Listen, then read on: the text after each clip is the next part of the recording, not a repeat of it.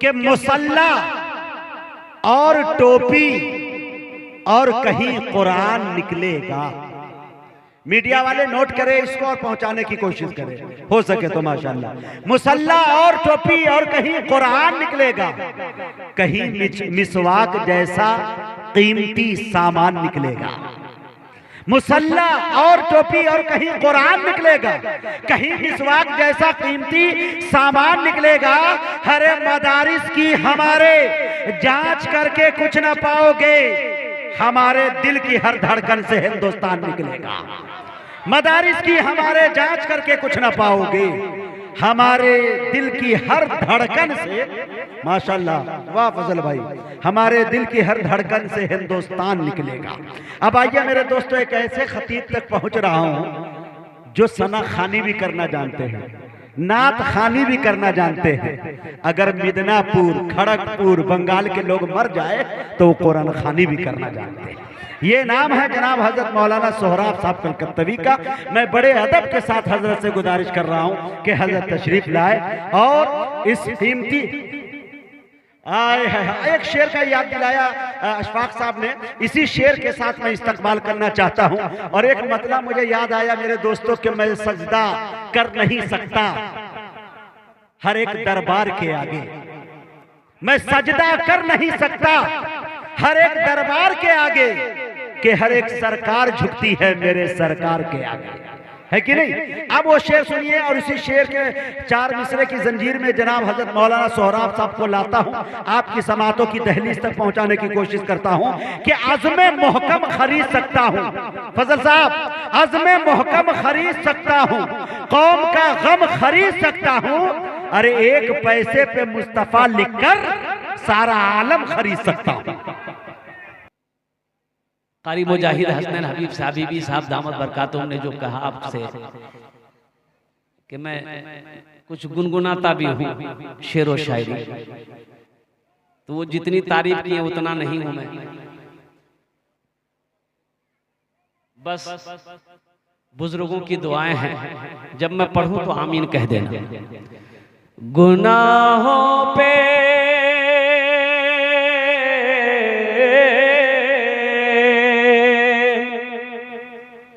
गुनाहों पे हूँ शर्मिंदा,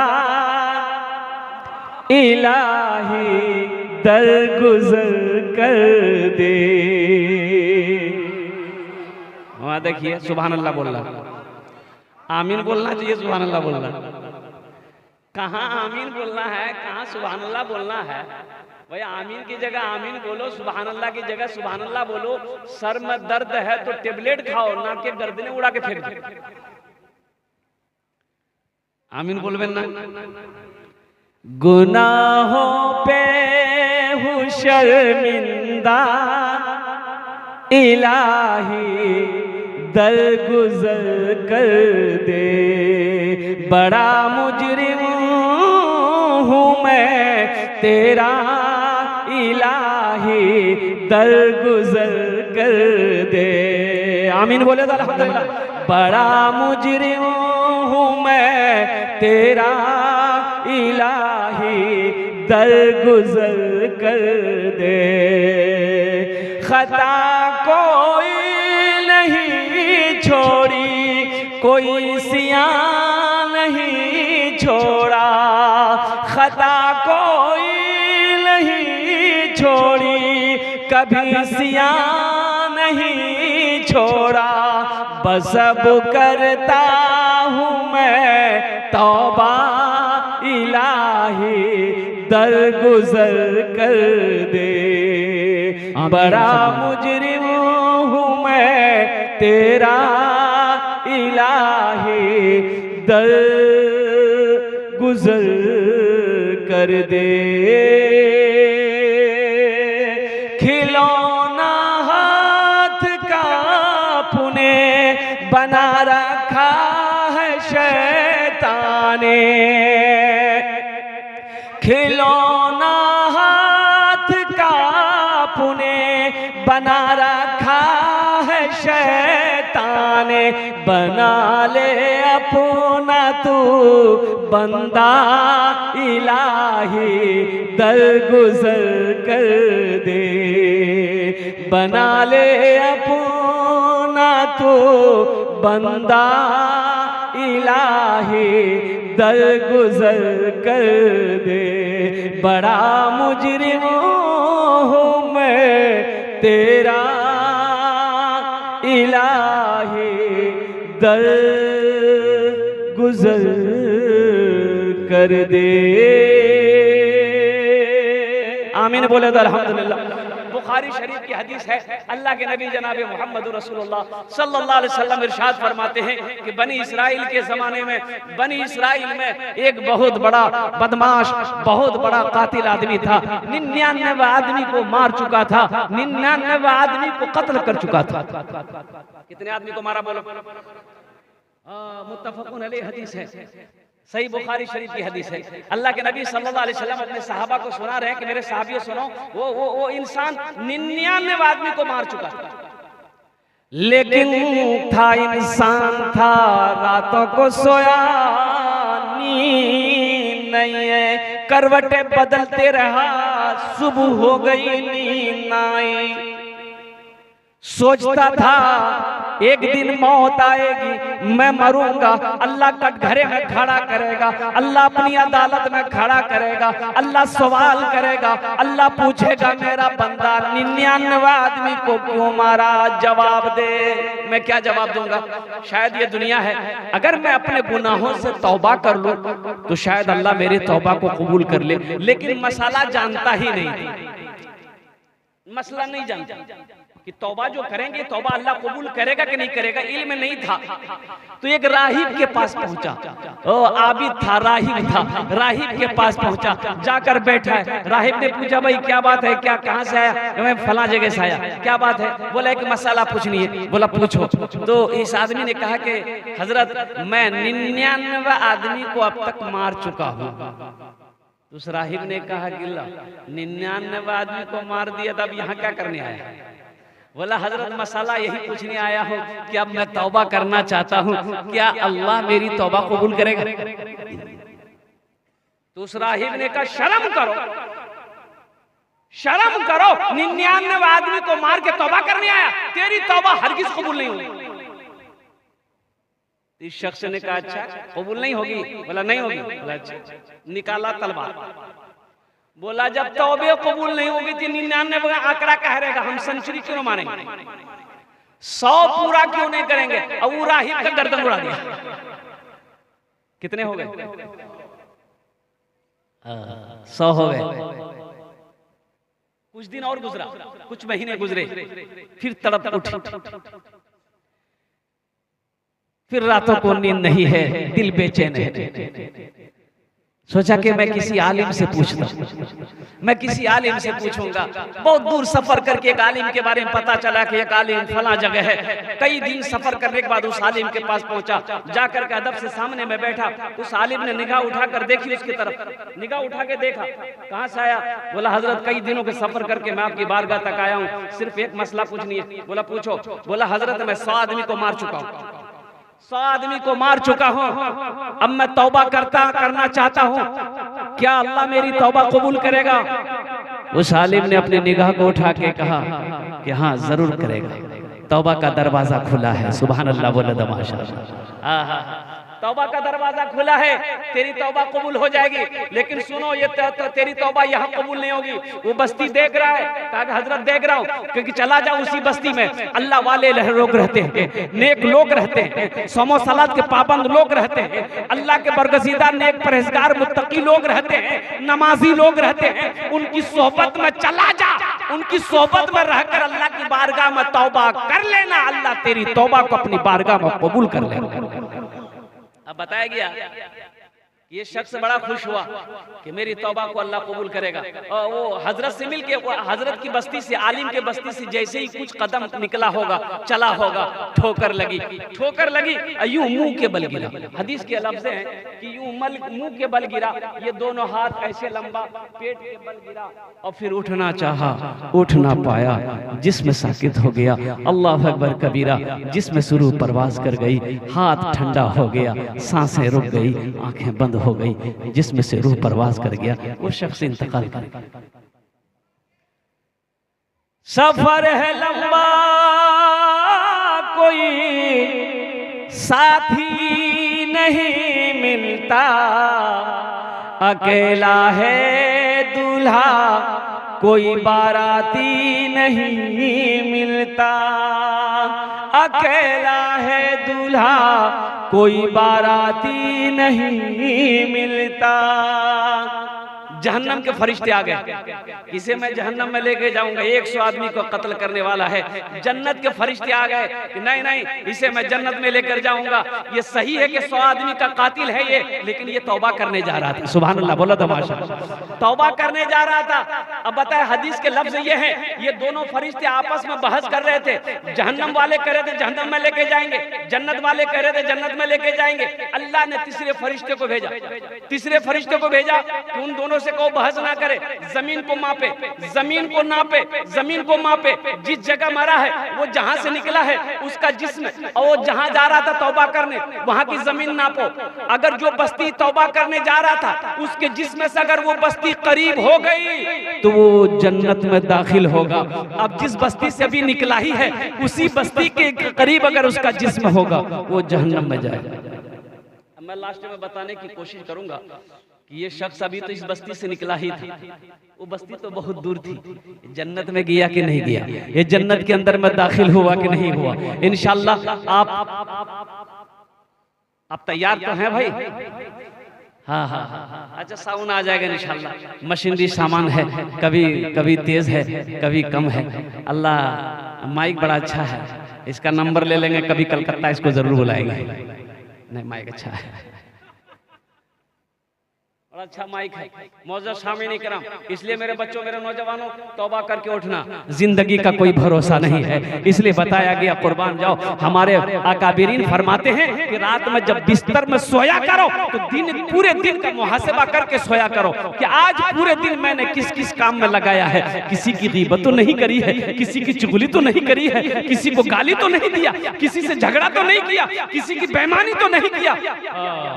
दिन का मुहासबा करो और तौबा करके बिस्तर में सो, ना जाने ये आंख खुले या ना खुले। कोई गारंटी है? अभी मैं आपको बता दूं, ये ताजा खबर है। इस खबर को मैं आपको बता दूं, 11 दिन हुए, हाँ 11 दिन हुए। एक नौजवान 24 साल का लड़का, और शादी करने वो जिम खटता था। उसकी बॉडी मैं बताऊं आपको, ये बॉडी था। हमारे जैसे अगर वो खड़ा किया जाए तो हमारे जैसा वो 2-3 निकलता।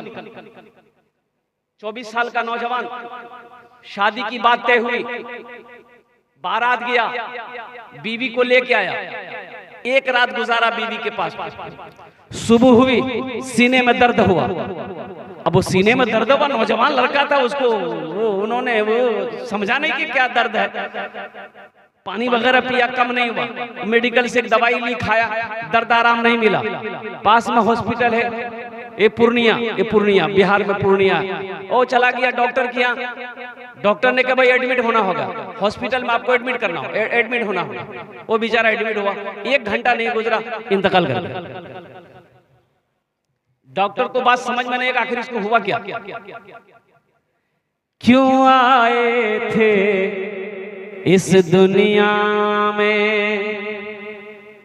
जाना है मालूम नहीं। क्यों आए थे इस दुनिया में, जाना है मालूम नहीं। सामाने सफर सब ठीक करो, कब होगा सफर मालूम नहीं। क्यों आए थे इस दुनिया में, जाना है मालूम नहीं। हम मुंबई जाते हैं, कलकत्ता जाते हैं, हम कानपुर, लखनऊ, दिल्ली जाते हैं, 1 महीना 2 महीना पहले सीट बुक करवा लेते हैं, रिजर्वेशन करवा लेते हैं, ताकि जिस दिन मेरा सफर हो कोई परेशानी का सामना ना करना पड़े।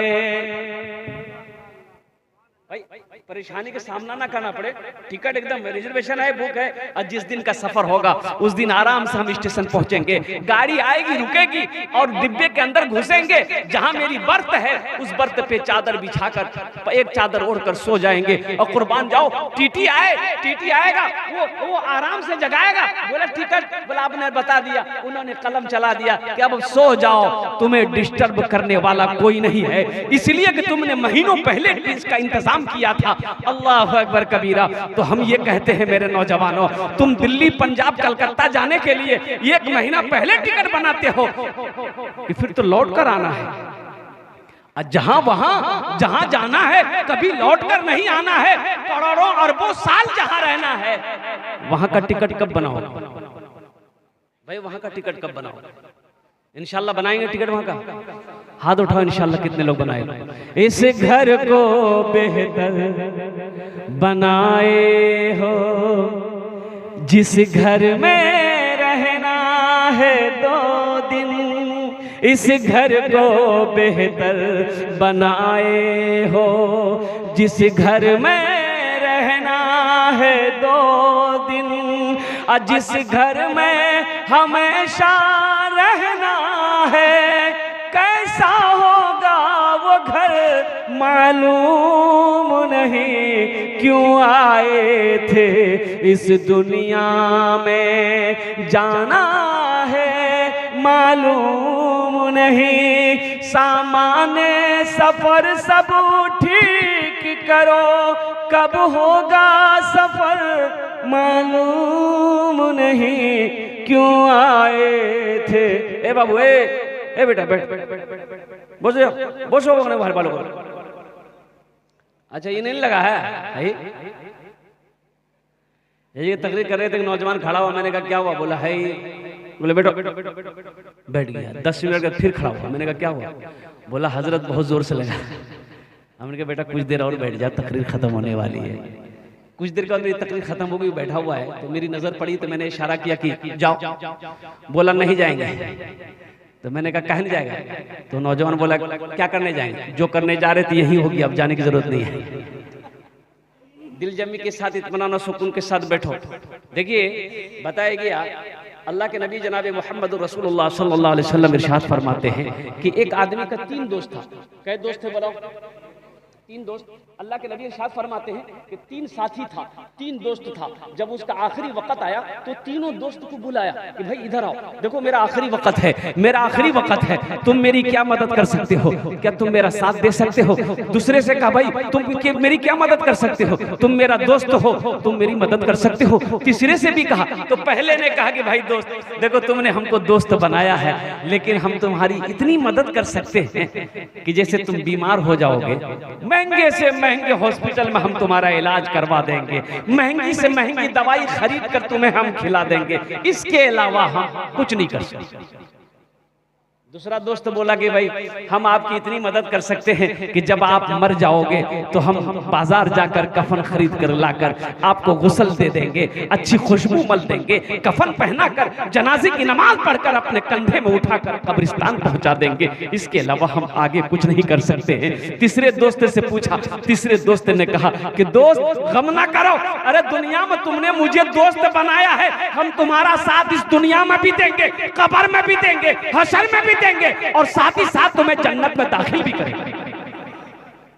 अल्लाह के नबी सल्लल्लाहु अलैहि वसल्लम इरशाद फरमाते हैं कि जानते हो वो पहला दोस्त कौन था? वो पहला दोस्त बेटा था, बीवी थी, भाई थे, रिश्तेदार लोग थे। वो लोग यही कहे कि भाई हम इतना कर सकते हैं कि जब तुम मर जाओगे हम तुम्हें कफन पहना देंगे, गुस्ल दे देंगे, जनाजे की नमाज पढ़कर कंधे में उठाकर कब्रिस्तान तक पहुंचाकर मिट्टी दे देंगे, इसके अलावा कुछ नहीं कर सकते। और दूसरा दोस्त बोला वो कौन था? जो महंगी दवाई खरीद कर खिलाने को तैयार था, महंगे हॉस्पिटल में दिखाने को तैयार था, वो माल था, वो दौलत थी, वो पैसा था। पैसा कह रहा था तू चिंता ना कर, तुमने मुझे अपना बनाया है, अब मुझे गले से लगाया है, हम अपोलो हॉस्पिटल में तुम्हारा इलाज करवा देंगे, बड़ा से बड़ा डॉक्टर से तुम्हारा इलाज करवा देंगे, लेकिन इसके अलावा हम कुछ नहीं कर सकते। और पैसा से क्या कर सकते भाई? और कुछ कर सकता पैसा? और तीसरा दोस्त जो था वो उन्होंने कहा कि भाई तुमने मुझे दोस्त बनाया है, तुम चिंता ना करो, हम तुम्हें इस दुनिया में भी साथ रहेंगे और कब्र में भी हम तुम्हारे साथ रहेंगे, हशर के मैदान में भी हम तुम्हारे साथ रहेंगे, और साथ ही साथ तुम्हें अल्लाह की बारगाह में सिफारिश करवा कर तुम्हें जन्नत के अंदर में दाखिल भी फरमा देंगे। तो अल्लाह के नबी सल्लल्लाहु अलैहि वसल्लम ने इरशाद फरमाया कि जानते हो तीसरा दोस्त कौन था? वो तीसरा दोस्त अच्छे अमाल थे, वो अमाल जिन्होंने दुनिया के अंदर में उन्होंने बनाया था। नमाज पढ़ी थी, नमाज कह रही थी, रोजा किया था, रोजा कह रहा था, कुरान की तिलावत किया था, कुरान की तिलावत कह रही थी, तस्बीह और तहलील में वक्त गुजारा था, तस्बीह कह रही थी, अल्लाहु अकबर कबीरा, कुर्बान जाओ मुअज़्ज़ज़ सामीन किराम। इसलिए अच्छे अमल बनाओ। एक बात हमेशा याद रखना, जिंदगी, मौलाना रूम रहमतुल्लाह अलैह फरमाते हैं, जिंदगी अच्छी होगी तो मौत भी अच्छी होगी, जिंदगी बुरी होगी तो मौत भी बुरी होगी।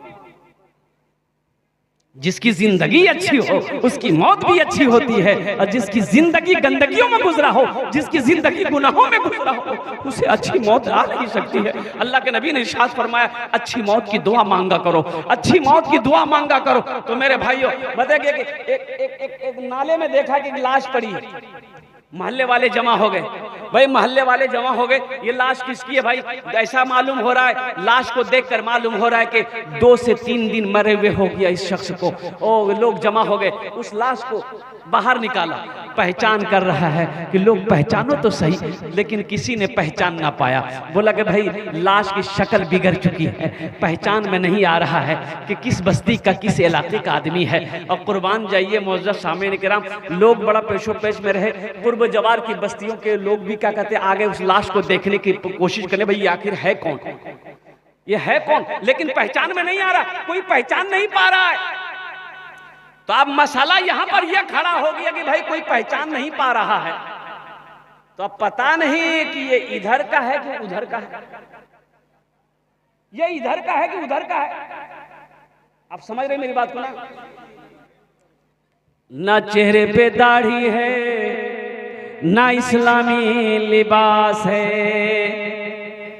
लोग पेशो पेश में भाई समझ में नहीं आ रहा ये इधर का है कि उधर का है। बोला ऐसा करो, इसका आइडेंटिटी कार्ड निकालो, आधार कार्ड निकालो, पॉकेट में हाथ दिया था, आधार कार्ड निकला, आधार कार्ड में बोला इसका नाम देखो, नाम से पता चल जाएगा। जब आधार कार्ड निकाला तो उसमें लिखा हुआ था बाप का, इस मरने वाला का नाम है राजा। राजा, राजा तो इधर भी है उधर भी है भाई, राजा इधर भी है उधर भी है। बोला इसका बाप का नाम देखो, तो इसका बाप का नाम था खाजा। बोला समझे में नहीं आया, बात तो समझ में नहीं आई। तो लोगों ने कहा कि भाई अब क्या करोगे, एक रास्ता है, एक रास्ता है पहचानने का, वो आखिरी रास्ता है, वो क्या है हम नहीं बोलेंगे, आप लोग समझ रहे हो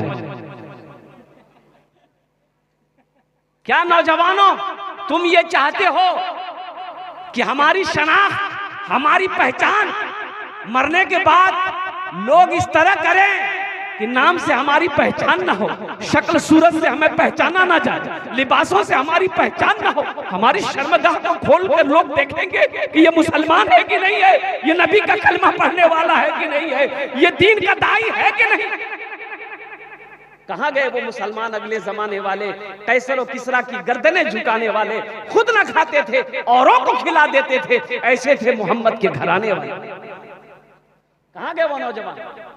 आज तो हमारे बच्चों को, हमारे नौजवानों को मोबाइलों से फुर्सत नहीं है, व्हाट्सएप से फुर्सत नहीं है, फेसबुक से फुर्सत नहीं, कुरान की तिलावत कौन करेगा?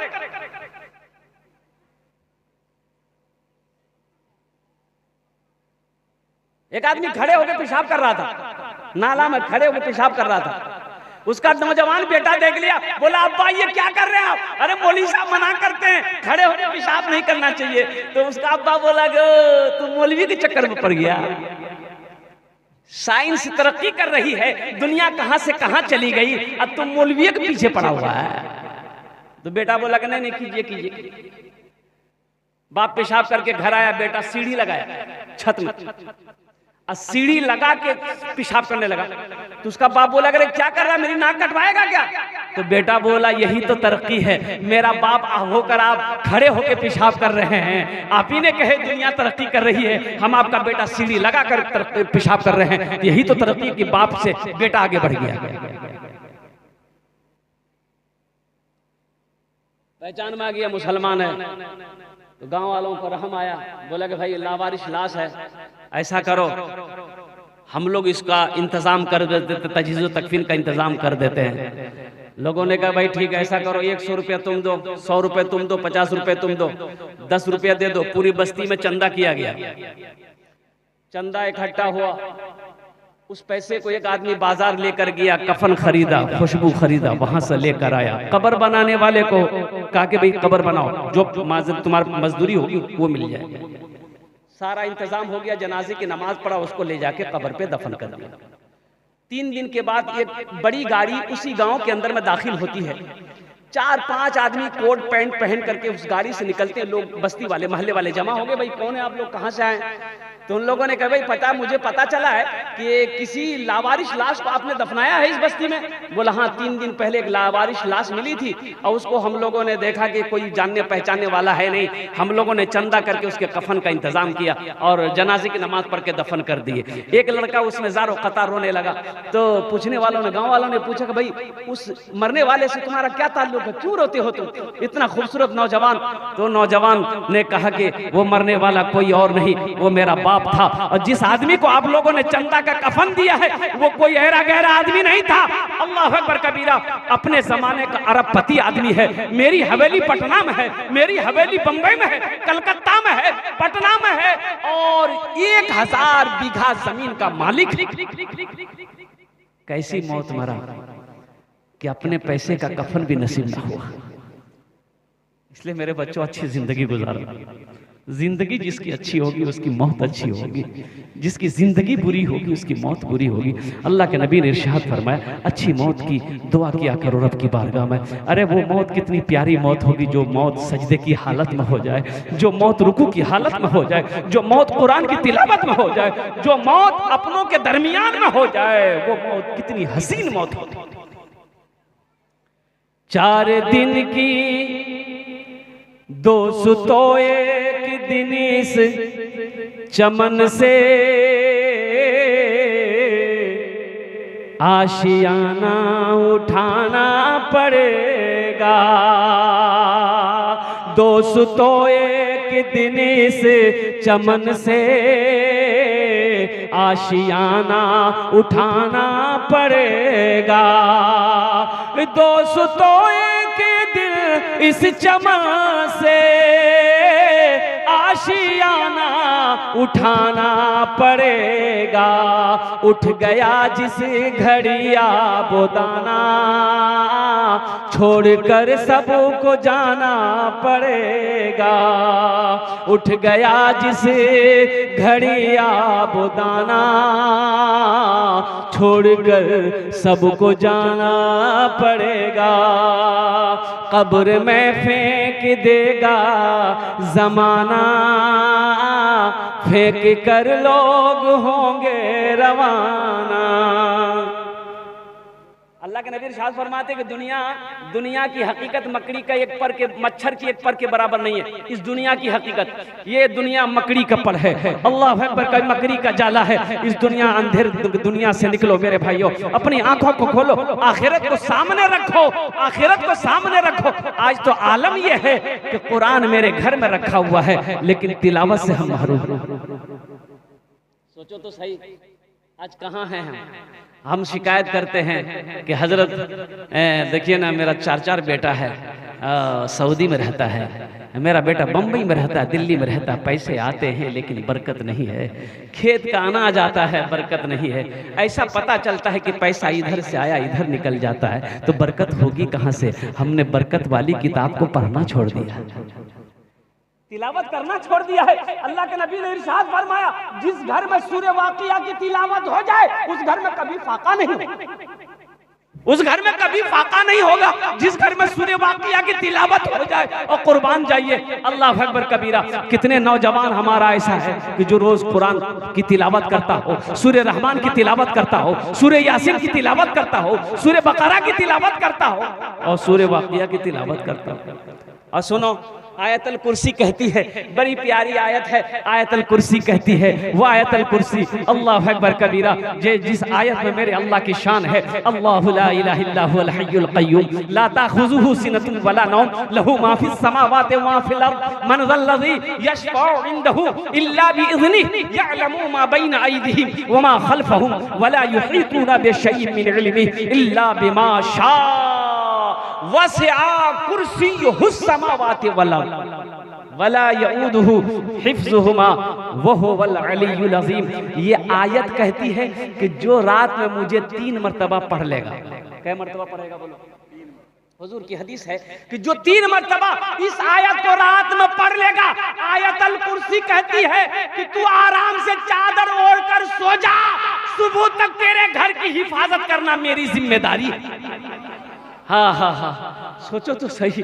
अल्लाह अकबर कबीरा। सूरह यासीन कहती है कि जो मुझे सुबह तिलावत कर लेगा, शाम तक मैं उसकी हिफाजत करूंगा। हमने कुरान पढ़ना छोड़ दिया। हमने कुरान साहबाई करा, हमने दरख्तों के पत्ते चबा चबा कर अल्लाह के कुरान की तिलावत नहीं छोड़ी। दरख्तों के पत्तों को चबा चबा कर अल्लाह के कुरान की तिलावत करी। अल्लाह अकबर कबीरा। कुर्बान जाओ मेरे भाइयों, मेरे नौजवानों, इसलिए कुरान पढ़ो। अभी उस्तादुल शोरा जनाब अशफाक बहराजवी साहब ने जो पढ़ा था कि अपने बच्चों को कुरान पढ़ाओ, और जानते हैं हदीस के अंदर में क्या है? अल्लाह के नबी ने इरशाद फरमाया कि जिसने अपने बच्चे को कुरान पढ़ा दिया, अल्लाह उसके माँ बाप के सर पे नूरानी ताज सजाएगा। सुभान अल्लाह बोलो तो माशाअल्लाह। क्या सजाएगा बोलो? नूरानी ताज सजाएगा। अल्लाह उसके बाप के सर पे ताज सजाएगा, माँ के सर पे ताज सजाएगा। अहले महशरियों पूछेगा अल्लाह के फरिश्ते से कि भाई ये लोग कौन है, ये जमात कौन सी जमात है जिनके सर पे ये ताज है, और उस ताज के अंदर में कितनी रोशनी होगी? अल्लाह के नबी ने इरशाद फरमाया, हजरत मास बिन जबल रज़ी अल्लाह तआला अन्हु रावी हैं, अल्लाह के नबी ने इरशाद फरमाया, वो मास, ये इस ताज के अंदर में इतनी रोशनी होगी कि सूरज की रोशनी उसके सामने फीकी पड़ जाएगी। पहले महशरियों पूछेंगे अल्लाह के फरिश्ते से, भाई ये कौन है? कोई अंबिया में से है, सिद्दीकीन की जमात है, सालिहीन की जमात है, शोहदा की जमात है, ये लोग कौन है? तो अल्लाह के फरिश्ते कहेंगे नहीं नहीं नहीं, ये सिद्दीकीन की जमात वाले नहीं है, सालिहीन की जमात वाले नहीं है, शोहदा की जमात वाले नहीं है, कि वह कोई अंबिया नहीं है, बल्कि वो माँ बाप है जिन्होंने दुनिया के अंदर में अपने बेटे को कुरान पढ़ाया, जिन्होंने दुनिया के अंदर में अपने बच्चे को कुरान पढ़ाया, जिन्होंने दुनिया के अंदर में अपने बच्चे को हाफिज कुरान बनाया, जिन्होंने दुनिया के अंदर में अपने बेटे को आलिम दीन बनाया था, ये वो माँ बाप हैं जिनके सरों पे अल्लाह ताज पहनाएगा। तो इंशाअल्लाह अपने बच्चों को कुरान पढ़ाएंगे। कितने लोग तैयार है? जरा हाथ उठाओ इंशाअल्लाह। हाँ हाँ हाँ, हशर के मैदान में वो लोग भी हसरत से अफसोस करेंगे, हाथों को मलेंगे, काश हम भी अपने बेटे को हाफिज कुरान बनाए होते, काश हम भी अपने बेटे को कुरान पढ़ाए होते, आलिम दीन बनाए होते, तो आज मेरे सर पे भी अल्लाह ताज सजाता, आज मेरे सर पे भी ताज होता। कुर्बान जाओ, जिसका बेटा हाफिज कुरान हो गया उसका मकाम क्या कहना है? उसका मकाम क्या है? मैंने जो ये झलक बता दी, लेकिन सुनिए, एक हाफिज कुरान 10 आदमी को जन्नत में लेकर जाएगा। कितने को लेकर जाएगा बोलिए? 10 आदमी को लेकर जाएगा। किसको लेकर जाएगा? जिसके ऊपर में जहन्नम वाजिब है, जिसके ऊपर में फरमान मिल गया, अल्लाह का फरमान जारी हो गया, ये जहन्नम में जाएगा, जहन्नम में जाएगा, जहन्नम में जाएगा। जहन्नमी लोग जहन्नम में है, ये अल्लाह का मेहमान हाफिज कुरान को अल्लाह हुक्म देगा, कुरान पढ़ता जा, कुरान पढ़ता जा। और एक रिवायत में है कि ये हाफिज कुरान कुरान पढ़ता जाएगा, इसका दर्जा और इसके बाप का दर्जा को अल्लाह बुलंद करता चला जाएगा। बाप का भी दर्जा को अल्लाह बढ़ाएगा, माँ के दर्जा को भी अल्लाह बढ़ाता चला जाएगा, हाफिज कुरान के भी दर्जे को अल्लाह बढ़ाता चला जाएगा। यह सूरह फातिहा से शुरू करेगा, सूरह वन्नास तक पहुंचेगा, उसकी वहां पर मंजिल होगी हाफिज कुरान।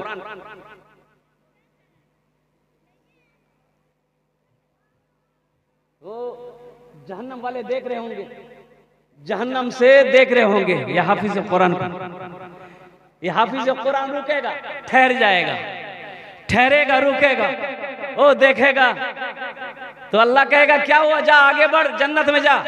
कहा कि या अल्लाह दुनिया में इन्होंने, मैं बड़ा गरीब था, या अल्लाह मेरे पास उतने पैसे नहीं थे, इन्होंने अपना पैसा देकर, खर्च देकर मुझे पढ़ाया था। या अल्लाह मेरे पास पहनने को कपड़ा नहीं था, इन्होंने अपने पैसे से मुझे लिबास पहनाया था। या अल्लाह मैं भूखा था, ये आदमी मुझे खाना खिलाया था। या अल्लाह मैं एक दिन प्यासा था, इन्होंने मुझे पानी पिलाया था।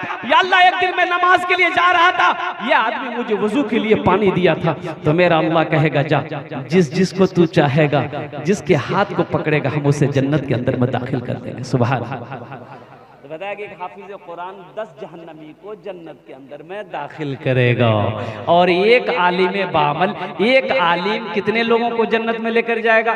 400 आदमी को जन्नत में लेकर जाएगा। सुभान अल्लाह, बोला दो माशाअल्लाह। एक आलिम दीन 400 आदमी को जन्नत में लेकर जाएगा।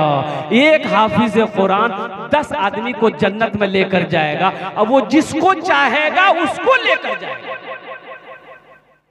ये चचा हो, मामा हो, खाला हो, खालू हो, फुफा हो, भाई हो, पड़ोसी हो, मोहल्ला वाला हो, जिसको जानता हो उसको भी ले जा सकता है, वो जिसको नहीं जानता है उसको भी ले जा सकता है।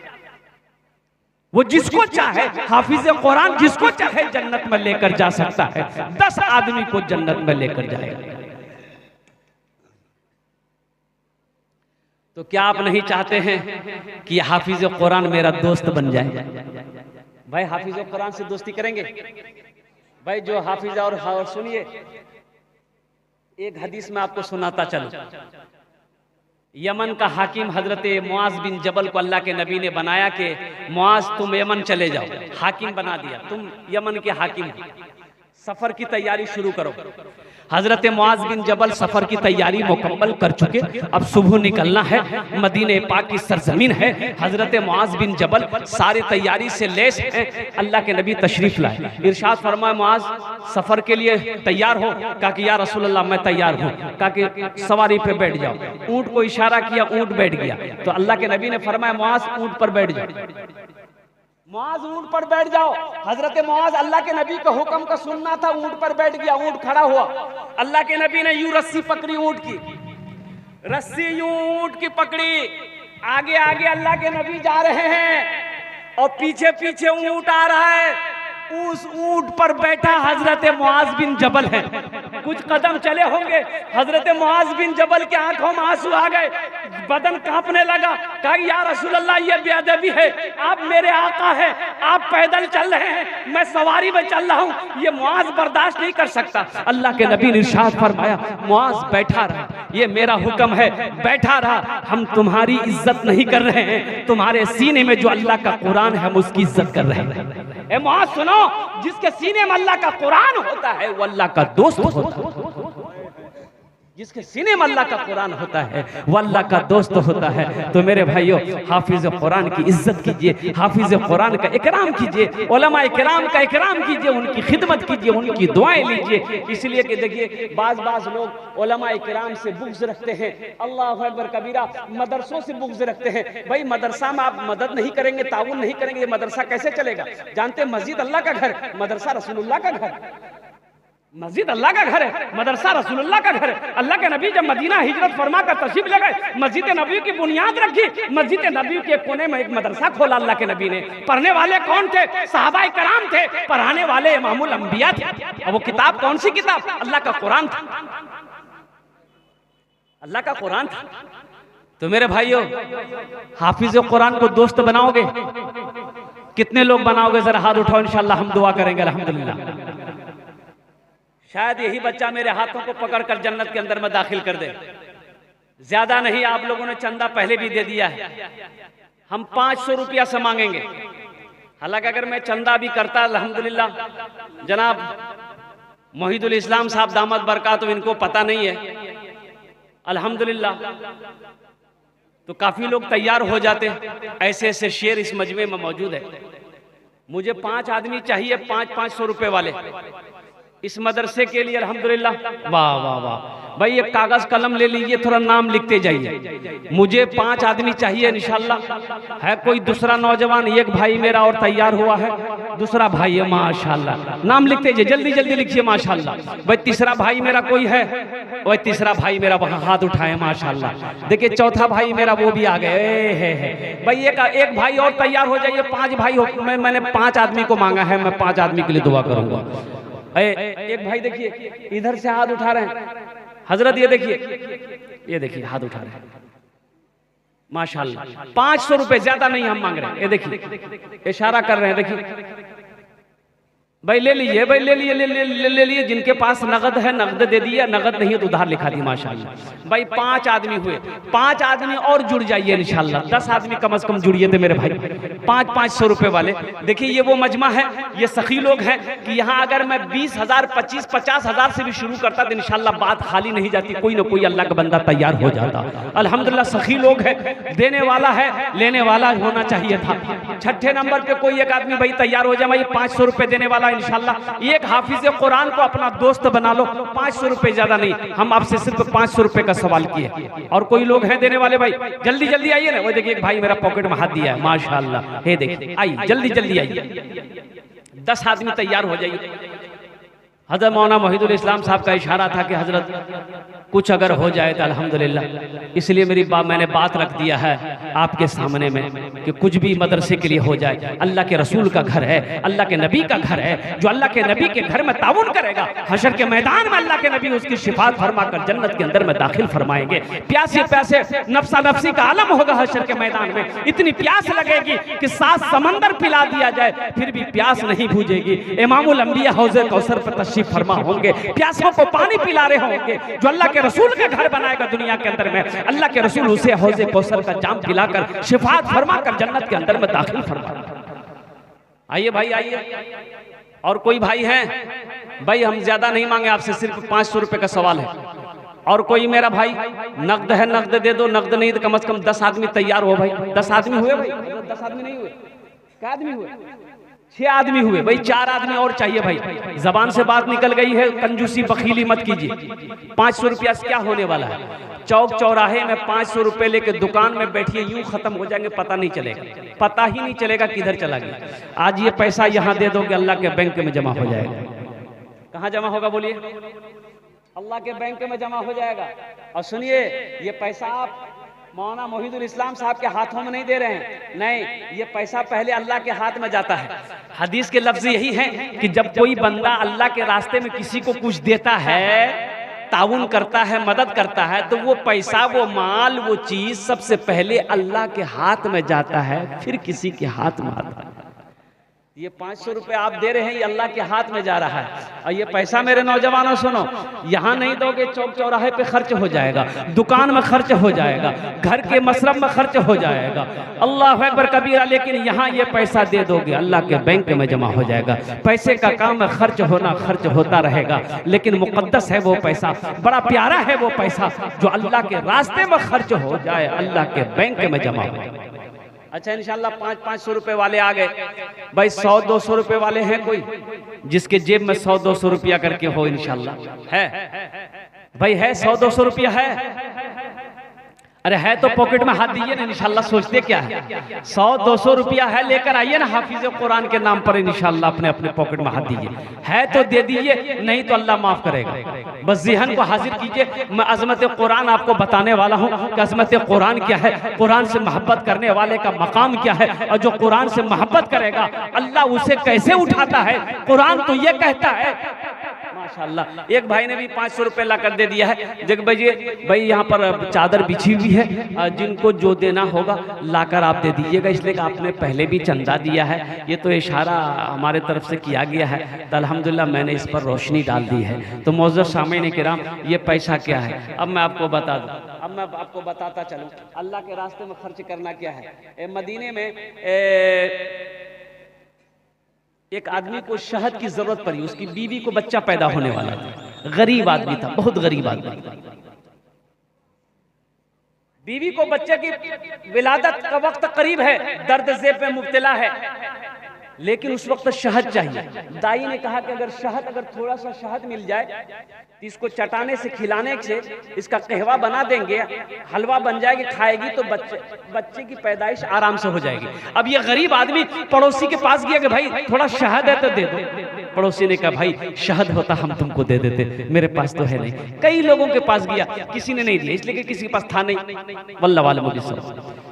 उसी में एक आदमी ने कहा तुम्हें शहद चाहिए, बोला हाँ मुझे शहद चाहिए। बोला देखो मदीने से बाहर ये काफिला आ रहा है, उस काफिले में चले जाओ तुम्हें शहद मिल जाएगा, उस काफिले में चले जाओ तुम्हें शहद मिल जाएगा। ये शख्स बड़ा खुश हुआ, मदीने से बाहर निकला, देखा ये काफिला आ रहा है, खड़ा रहा, और जैसे ही ऊंट की कतारें आ रही है तो जो सबसे पहले आगे में ऊंट बांध था उसको इशारा दिया, रोका। ओ ऊंट वाला रोका। ऊंट वाले ने कहा भाई क्या बात है? बोला देखिए मैं गरीब हूँ, मेरी बीवी को बच्चे की विलादत होने वाली है, बच्चे की पैदाइश का वक्त है, मुझे थोड़ा सा शहद चाहिए, अगर आप लोगों के दरमियान में किसी के पास शहद हो तो मुझे दे दी। बोला अच्छा रुको। वो ऊंट बांध ऊंट से नीचे उतरा, इशारा किया, सारा ऊंट रुक गया। तो जो अमीर था उस जमात का, उनसे कहा कि हुजूर ये गरीब आदमी है, शहद मांग रहा है।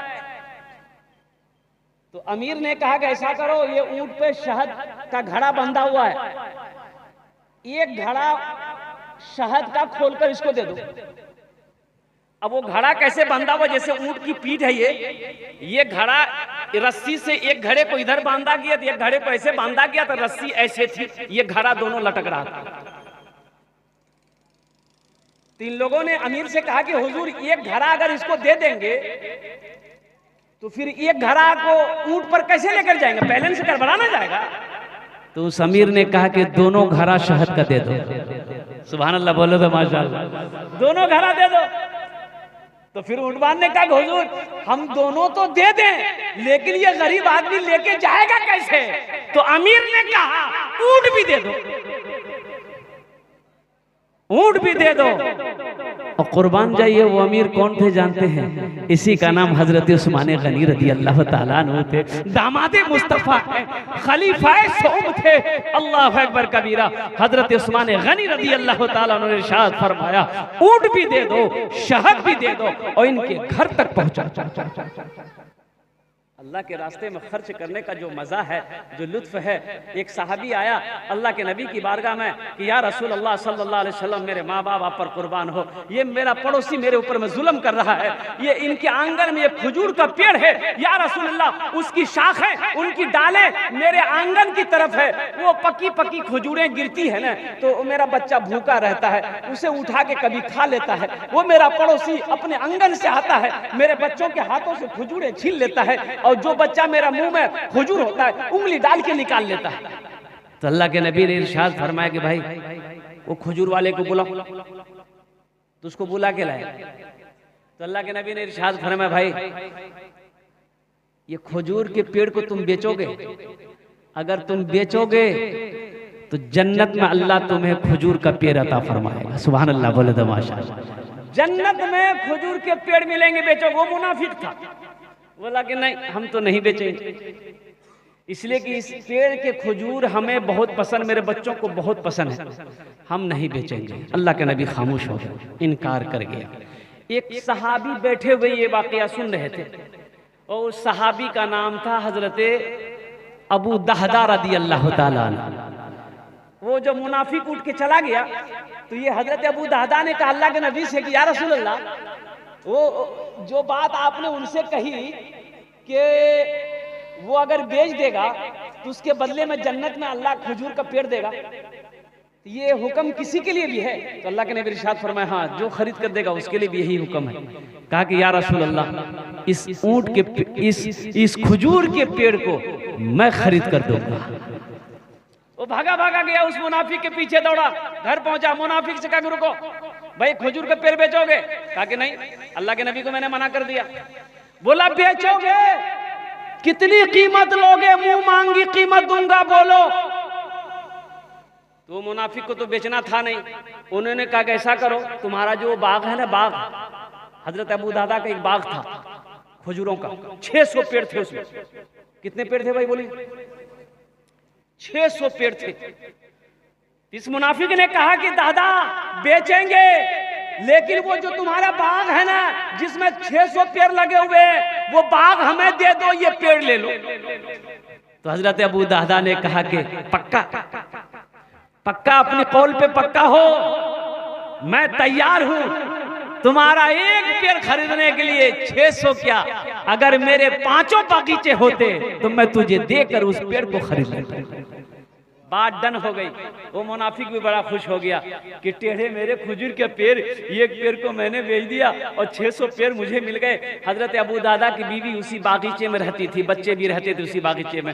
हजरत अबू दादा दरवाजे पे गए, अंदर भी नहीं गए, अंदर भी नहीं गए, बाहर ही दरवाजे पे आवाज लगाए, अपनी बीवी को आवाज दिया कि ऐसा करो, बागीचे से निकल जाओ, मैंने इस पेड़ को, मैंने इस बागीचे को बेच दिया है, जन्नत में खजूर के पेड़ के बदले में मैंने बीवी भी बड़ी खुश हो गई।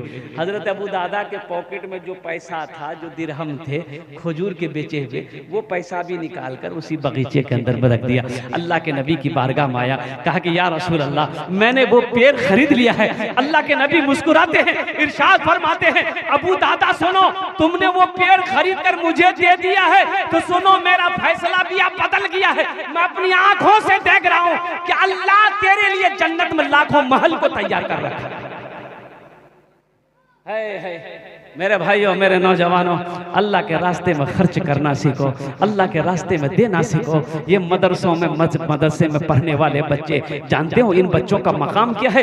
ये बच्चे जो मदरसे में पढ़ते हैं, इनका मकाम क्या है? ये बच्चे वो बच्चे हैं, अगर दुआ के लिए हाथ फैला दे तो जमीन और आसमान के दरमियान में कोई पर्दा नहीं जो इसकी दुआ को रोक सके।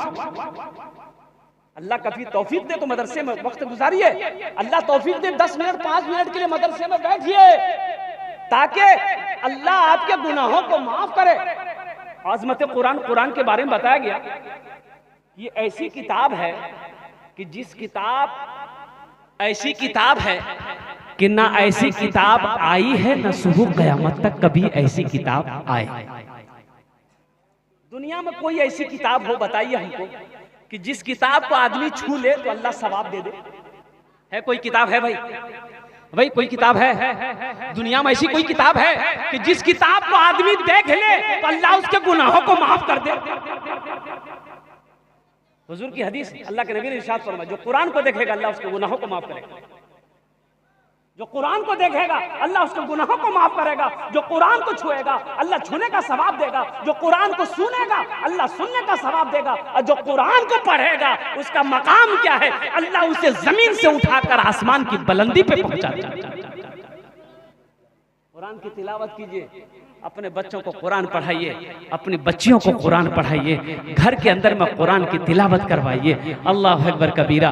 और साथ ही साथ अल्लाह तौफीक दे तो मदरसों के अंदर में ताउन कीजिए, मदरसों के बच्चों को एक वक्त का खाना खिला दीजिए। वहाँ के जो असातिज़ाए किराम हैं उनको दावत करके एक वक्त का खाना खिलाकर अपने पॉकेट में हाथ दो, जो भी मिले मुसाफा की शक्ल में उसके हाथों में दे दो। फिर देखो अल्लाह किस रास्ते से आपकी मदद करता है। अरे किसी को देने से घटता थोड़े, किसी को देने से घटता है, किसी को खिलाने से कम होता है। अल्लाह अकबर कबीरा। कुर्बान जाए मौलाना मोहिदुल इस्लाम साहब दामद बरकातुम, ये मदरसा ये चला रहे हैं, मदरसा रहमानिया। अल्लाह अकबर कबीरा। अल्लाह के रसूल का घर है, अल्लाह के नबी का घर है। इस मदरसे में अगर 1500 रुपया महीना में अगर आप दे दोगे तो क्या आप गरीब हो जाओगे? आपका चूल्हा बंद हो जाएगा? आपका कारोबार बंद हो जाएगा? नहीं होगा। अल्लाह के नबी ने इरशाद फरमाया, जिस माल में से लोग अल्लाह के रास्ते में खर्च कर दे, कसम खाई अल्लाह के नबी ने, उस माल में कमी आ ही नहीं सकती है, उस दौलत में कमी आ ही नहीं सकती। न दौलत रहेगी न पैसा रहेगा, अकेले कब्र में तू लेटा रहेगा। न दौलत रहेगी न पैसा रहेगा, अकेले कब्र में तू लेटा रहेगा। न दौलत रहेगी न पैसा रहेगा, अकेले कब्र में तू लेटा रहेगा, छुटी तुझसे दुनिया की हर माल व दौलत के 2 गज कफन में लपेटा रहेगा। न बेटी रहेगी न बेटा रहेगा, अकेले कब्र में तू लेटा रहेगा। इंशाअल्लाह मदरसे की ताउन करेंगे, हाथ उठाएं इंशाअल्लाह। अल्हम्दुलिल्लाह मदरसे की ताउन करेंगे, असातिज़ाए किराम की खिदमत करेंगे, उलमाए किराम की खिदमत करेंगे, आइमाए मसाजिद की खिदमत करेंगे, हुफ़ाज़े किराम की खिदमत करेंगे। अल्लाह तौफीक देगा, अल्लाह के रास्ते में हमेशा खर्च करते रहेंगे। मेरा अल्लाह कहता है हमने तुम्हें माल दिया है, तुम खर्च करते रहो, तुम खर्च करते रहोगे, हम तुम्हें देते रहेंगे। अगर तुम रोक लोगे तो हम भी रोक लेंगे। अल्लाह का ऐलान है, हमने तुम्हें माल वाला बनाया है, हमने तुम्हें दौलत दी है, हमने तुम्हें पैसा दिया है, मेरे रास्ते में खर्च करते रहो, तुम खर्च करते रहोगे, हम तुम्हें अता करते रहेंगे, हम तुम्हें देते रहेंगे। अल्लाह के खजाने में किसी चीज की कमी नहीं है। और एक बात याद रखना, अल्लाह किसी का कर्जा नहीं रखता। अल्लाह किसी का, बोलिए भाई, कर्जा रखता अल्लाह? दुनिया के अंदर में, हदीसों के अंदर में है कि अल्लाह हर गुनाह माफ कर देगा, लेकिन अल्लाह कर्जा माफ नहीं करेगा। अल्लाह कर्जा माफ नहीं करेगा, जिसका कर्जा है वही माफ करेगा, जब भी अल्लाह माफ करेगा। इसलिए दुनिया के अंदर में किसी से कर्ज लो तो वापस कर दो, उसको अदा कर दो। अगर अदा नहीं कर सकते हो तो उससे माफी मांग लो, शायद कि कर्जा वाला माफ कर देगा तो मेरा अल्लाह माफ कर देगा। नहीं, अगर कर्जा वाला नहीं माफ किया, आप कर्जा अदा किए बगैर मर गए, हशर के मैदान में आपकी नेकियां उसको दे दी जाएगी, फिर भी ये कर्जा अदा नहीं होगा तो वो जिसका कर्जा उसका गुनाह आपके सरों पर रख दिया जाएगा। अल्लाह किसी का कर्जा नहीं रखता। तो अल्लाह कुरान में कहता है, मन ज़ल्लज़ी युक़रिदुल्लाह क़र्दन हसना। कितने प्यारे अंदाज में अल्लाह कहता है मेरा कि मेरा कोई बंदा है जो मुझे कर्ज़े हसना दे दे, है मेरा कोई बंदा जो मुझे कर्जा दे। अल्लाह कर्जा मांग रहा है, किसके लिए मांग रहा है? हजरत उमर ने पूछा कि या रसूल अल्लाह, अल्लाह को तो पैसे की जरूरत नहीं है, वो खाने से पाक है, वो हर चीज से पाक है, अल्लाह किसके लिए मांग रहा है? तो अल्लाह के नबी ने इरशाद फरमाया, अल्लाह यतीमों के लिए मांग रहा है, गरीबों के लिए मांग रहा है, बेसहारों के लिए मांग रहा है, भूखों के लिए अल्लाह मांग रहा है कि तुम मुझे कर्जा दे दो, भूखों को खिला दोगे, नंगों को कपड़ा पहना दोगे, गरीबों की मदद कर दोगे, मदरसे में पढ़ने वाले बच्चों की मदद कर दोगे, समझो ये तुम्हारा मेरे ऊपर कर्जा है, इसका बदला हम इस जान में भी देंगे, आखिरत में भी अता फरमाएंगे। मेरा अल्लाह इन्हीं लोगों के लिए कर्जा मांग रहा है। मन ज़ल्लज़ी युक़रिदुल्लाह क़र्दन हसना, है मेरा कोई बंदा जो मुझे कर्ज़े हसना दे दे।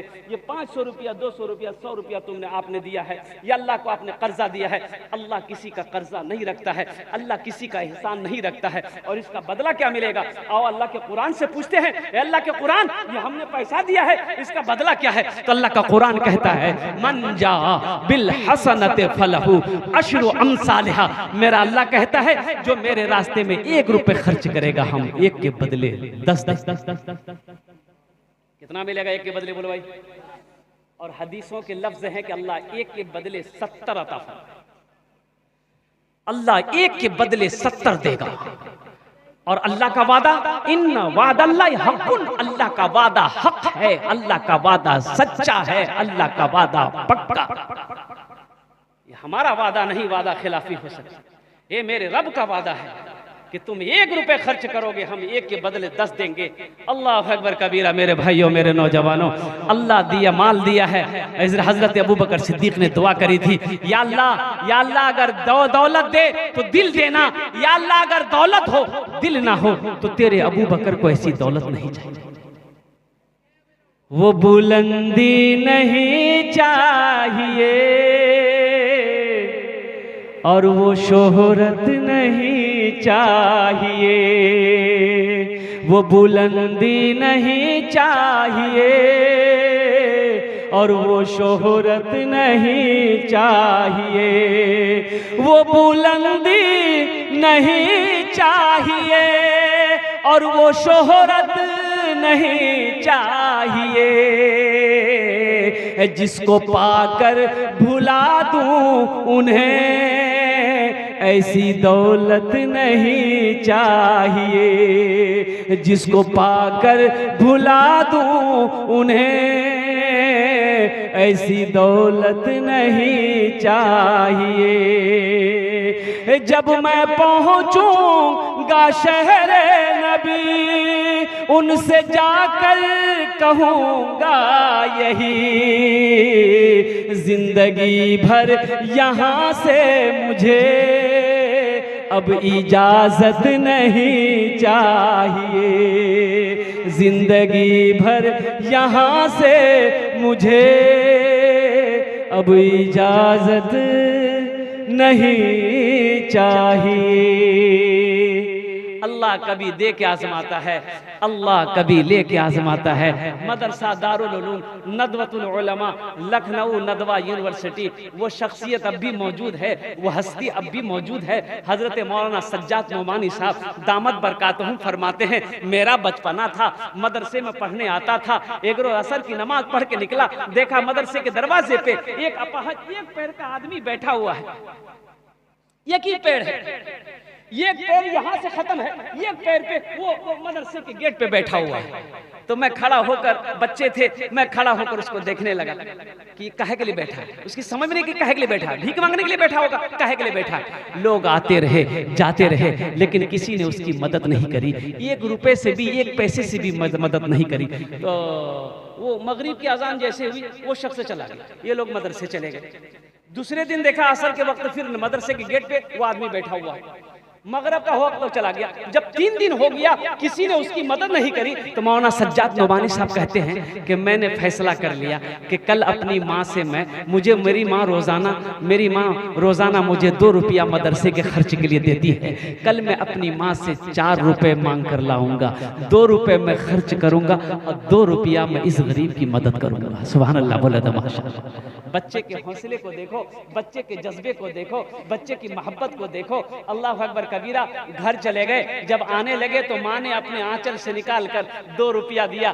तो हजरत मौलाना सज्जाद नोमानी साहब कहते अपनी माँ को कि अम्मी जान, आज मुझे 2 रुपया नहीं, मुझे 4 रुपए चाहिए था। तो माँ के आंखों में आंसू आ गए। माँ कहती है कि बेटा तुम्हें पता भी है ये 2 रुपए का मैं कितनी मुश्किल से मैं तेरे लिए इंतजाम करती हूँ। बेटा तेरा बाप तो है नहीं, ये पैसे का इंतजाम मैं 4 रुपए लेके तू क्या करेगा। तो मौलाना सज्जाद नोमानी साहब ने कहा कि अम्मी जान, मैं मदरसे के गेट पर एक अपाहज, एक गरीब आदमी को मैं 3 दिन से देखता हूँ, बैठा हुआ है, लेकिन आने जाने वाला आता जाता है, देख कर चला जाता है, उसकी कोई मदद नहीं करता है।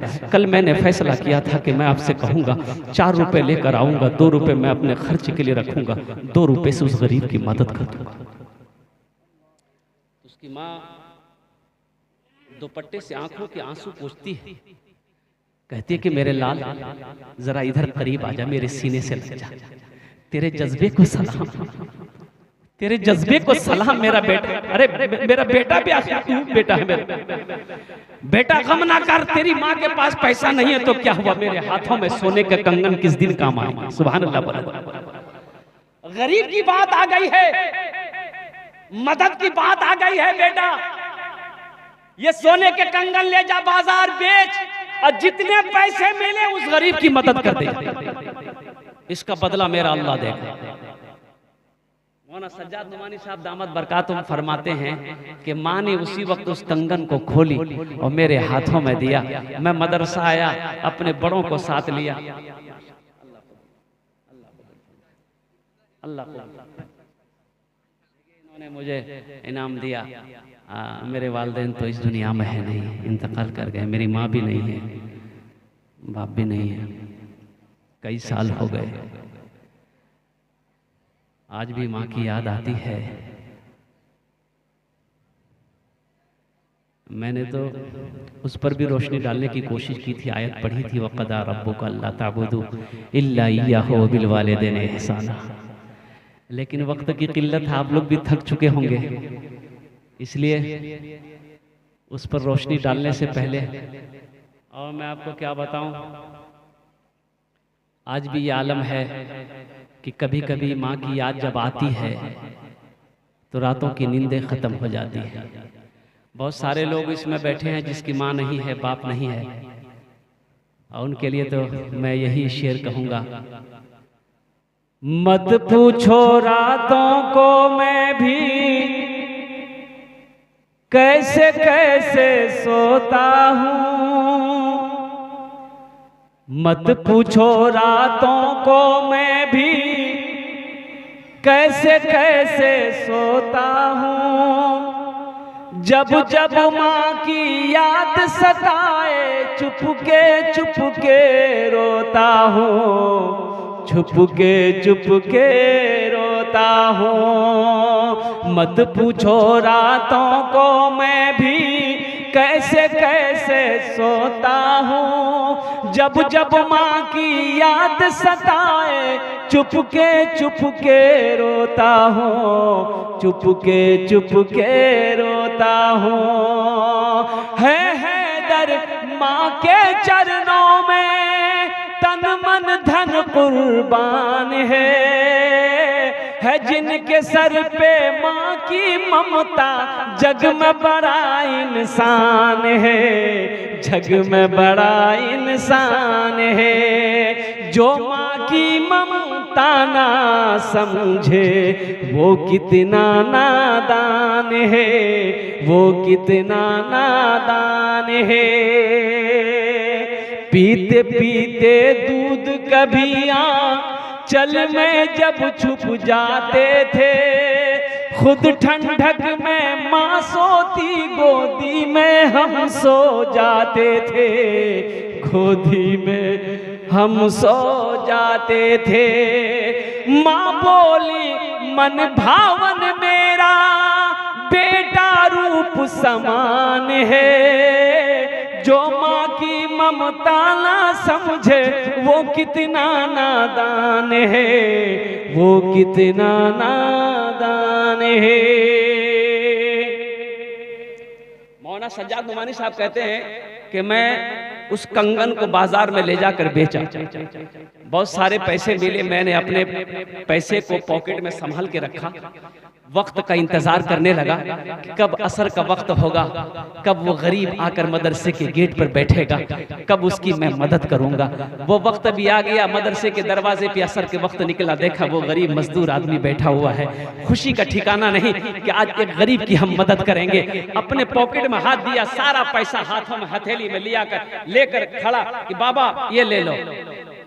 वो फकीर, वो मजबूर कभी पैसे को देखता था, कभी इस बच्चे के चेहरे को देखता था। हाथ नहीं बढ़ा रहा, पैसे की तरफ हाथ नहीं बढ़ा रहा, कभी पैसे को देखता था, कभी इस बच्चे की नूरानी चेहरे को देखता था। तो बच्चे ने कहा कि बाबा ले लो, तो बाबा ने कहा कि बेटा मैं फकीर नहीं हूं, मैं मांगने वाला नहीं हूं, मैं फकीर नहीं हूं, मैं मांगने के लिए मदरसे के दरवाजे पे नहीं बैठा। तो बाबा फिर आप कौन हो? आप मदरसे के दरवाजे पे रोजाना आकर बैठते क्यों हो? तो उस गरीब ने कहा रोते हुए कि बेटा मैंने उलमा से सुना है कि मदरसा अल्लाह के रसूल का घर है, मदरसे में पढ़ने वाला बच्चा मेहमान रसूल है। बेटा हशर का मैदान होगा, नफ्सी नफ्सी का आलम होगा, अल्लाह के नबी हौज़े कौसर पर तशरीफ फरमा होंगे। अल्लाह के नबी ने अगर पूछ लिया कि दुनिया में मेरे घर में पढ़ने वाले मेरे मेहमान रसूल की खिदमत करी थी, खाना खिलाया था, कपड़ा पहनाया था, पानी पिलाया था, तो बेटा सुनो मैं गरीब आदमी हूं, मेरे पास एक ही पैर है, एक पैर से रिक्शा चलाकर मैं अपने अहलो अयाल की पेट को भरता हूं, एक वक्त की रोटी मैं उसे खिलाता हूं। बेटा मेरे पास उतना पैसा नहीं है कि हम दावत करके तुमको खाना खिला सके, मेरे पास पैसा नहीं है कि हम कपड़ा खरीद कर तुम्हें पहना सके। बेटा मैं अपना कीमती 1 घंटा वक्त निकाल कर इस दरवाजे पे मैं बैठा रहता हूँ ताकि तुम लोग मदरसे से आते रहो जाते रहो, हम तुम लोगों का चेहरे का दीदार करते रहे। हशर के मैदान में अल्लाह के रसूल को हम यही कह देंगे, या रसूल अल्लाह हम खिला तो नहीं पाए, पिला तो नहीं पाए, पहना तो नहीं पाए, लेकिन अपना 1 घंटा वक्त निकाल कर आपके मेहमान का चेहरे का दीदार कर। बड़े अकाबिरीन को ये बात पता चली मदरसे के अंदर में, वो लोग बाहर निकले, सीने से लगाया इस मजदूर को, अल्लाह अकबर कबीरा, अंदर ले गए, मसनद पे बिठाया, बड़ी खातिर तवाज़ो करी। तो मेरे भाइयों मेरे दोस्तों, अल्लाह के रास्ते में खर्च करने से माल बढ़ता है, किसी को खिलाने से माल बढ़ता है, खाने में अल्लाह बरकत देता है। और मदरसे अल्लाह के नबी, अल्लाह सुनो देखिए एक बात याद रखिएगा, ये मदरसे दीन के किले हैं। अच्छा भैया ये बताइए, आप मौलाना से कहां कहां भागेंगे, मदरसे से कहां कहां भागिएगा?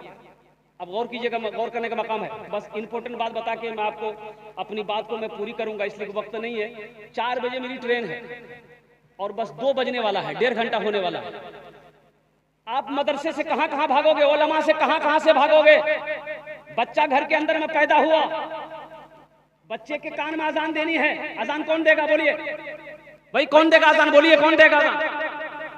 मौलाना की जरूरत है कि नहीं कि वकील साहब अजान देंगे?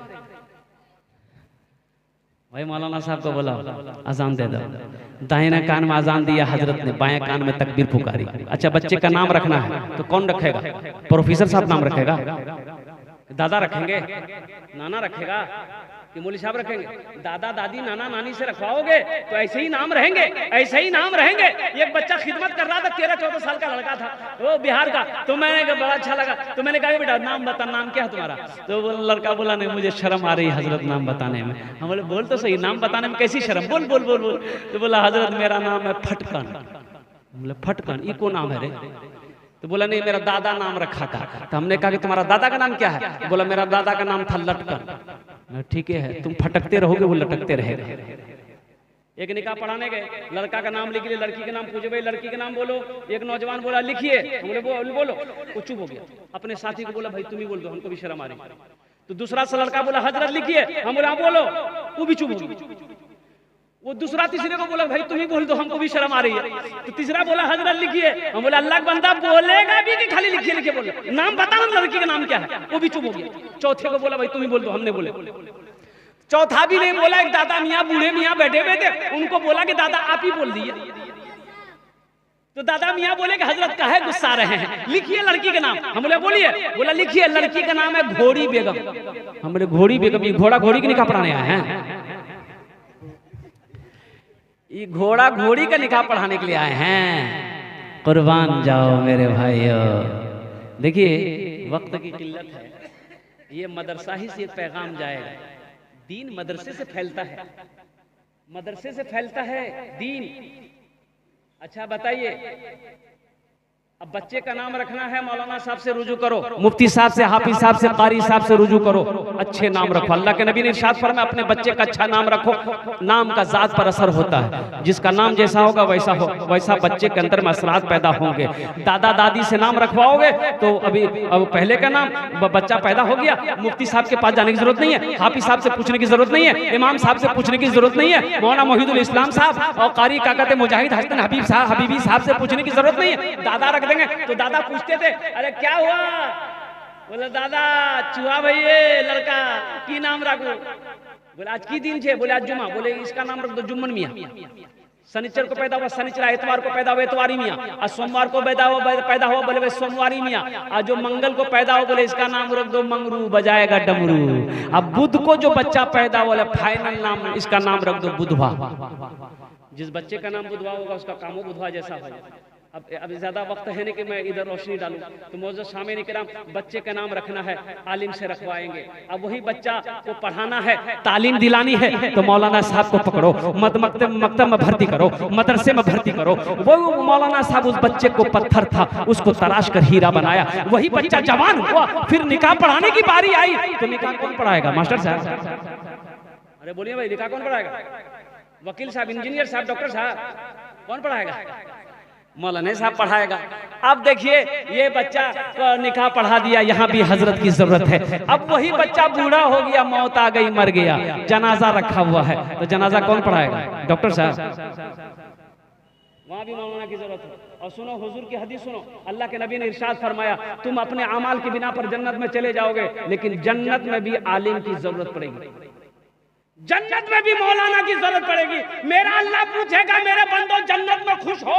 कहा कि अल्लाह हर नेमत मिल गई, खुश है। तो अल्लाह पूछेगा नहीं एक नेमत बाकी है।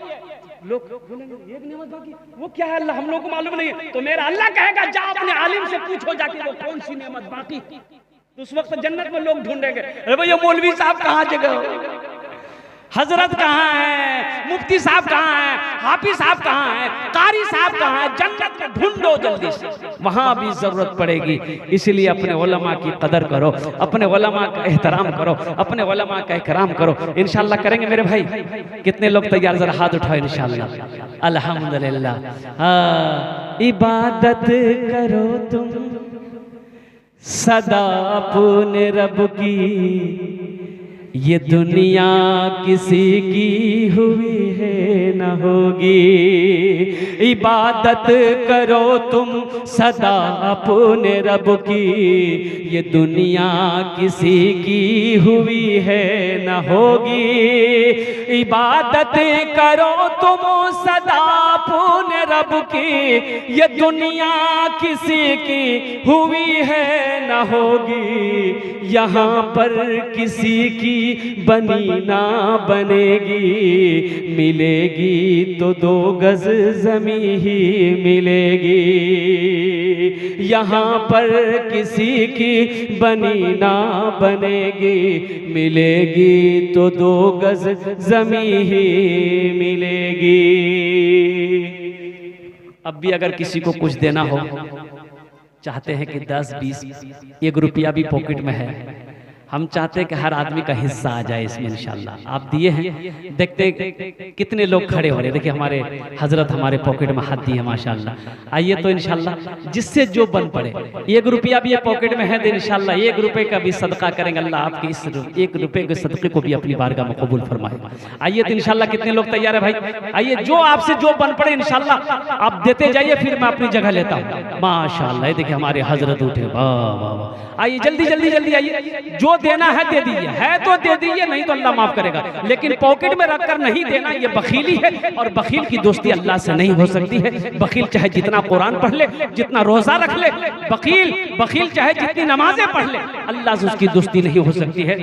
सामईन किराम, इन्हीं चंद कलिमात के साथ मैं अपनी गुफ्तगू को यहीं खत्म करता हूँ कि खुदा अगर जो चाहे तो दीदार होगा, खुलूस और मोहब्बत का इजहार होगा, रही जिंदगी तो फिर मुलाकात होगी, हमारी और आपकी कोई बात होगी। व आखिरु दावाना अनिल हम्दुलिल्लाहि रब्बिल आलमीन। अस्सलामु अलैकुम व रहमतुल्लाहि व बरकातुहू।